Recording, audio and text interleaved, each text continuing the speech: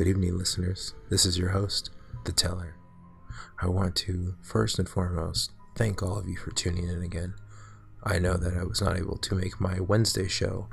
I have fallen ill, and my voice is, as you can hear, a little hoarse. Tonight, I have a special treat for you. A personal friend of mine has been so kind as to share some of his excerpts from his upcoming book, 99 Walls of Blood. I'm also very proud to announce that Eerie Tales from the Darkness is now available on these podcast apps: Google Podcasts, Spotify, Breaker, Castbox, Overcast, Pocket Casts, Radio Public, and Stitcher, or any other podcast listening app that you suffice. You can now listen everywhere you go. Mr. Cathy has been so generous to submit a few of his stories. So tonight, sit back, relax, and get comfortable, because you're in for a treat.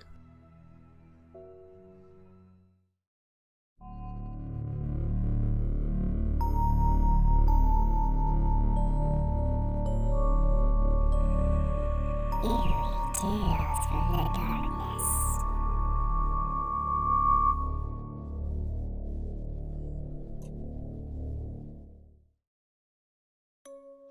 The neighbor.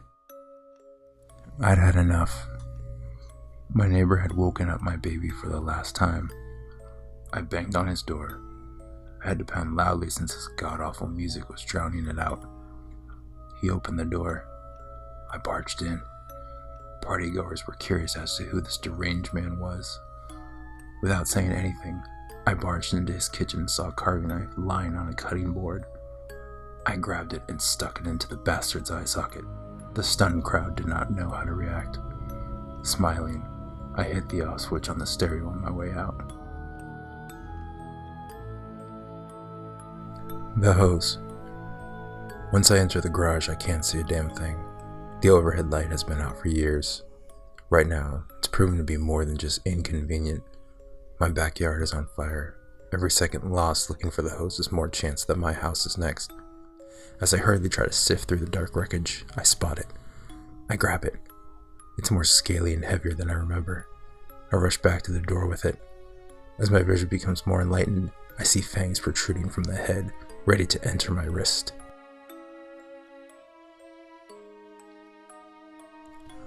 Penitent. Kill it. Kill it now. I was stunned. I couldn't move. Think. Do something. I'd always been grateful for my silver spoon upbringing. Until now. Had I underwent chaos in any form at some point in my past, it would have served me to react in this present situation. Instead, I was useless, impotent. My eyes remained stuck in fixation at the scene that wouldn't cease to unfold. "Save me," my wife cried. I couldn't. After it finished devouring her, I realized my lack of action was what would truly haunt me for the rest of my days. Or seconds.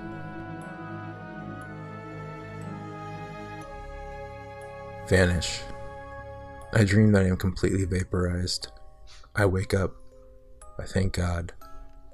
I walk my aching body over to the sink. I look in the mirror and see that I have no nose. I scream. I wake up. A dream within a dream. That doesn't happen too often. Whew. I walk my aching body over to the sink. I look in the mirror and see that I have no head. I scream. I wake up. This can't be. I run to the sink. I look in the mirror and see that I have no body. I don't wake up.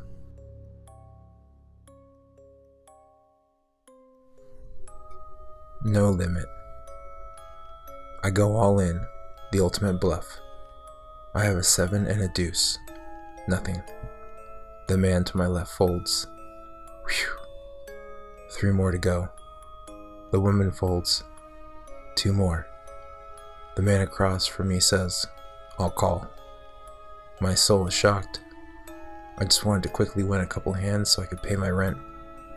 This man just ruined my life with those 2 words. No. Not gonna happen. The man starts to convulse. Blood begins to pour out of his eyes. Everyone screams. I'm the only one smiling as I scoop up everyone's chips. Narrative. I couldn't believe it. I'm only 3 pages into this book, and I'm realizing that the author is narrating everything that's happened in my life. This book is about me. I skim more pages. The time I fell off my bike, my divorce, breaking my foot. It's all in there. How could this be? I cringe when I turn to the last page and read what it says. After realizing this book was about him, the assigned demon grabbed Kevin by the leg to pull him down to hell where he always belonged. My leg starts to feel warm. Hey listeners, I want to thank you again for tuning in tonight. Make sure you're here tomorrow, Friday night, for the conclusion of 99 Stories of Blood on the Wall, written by Cathy. Thanks for listening.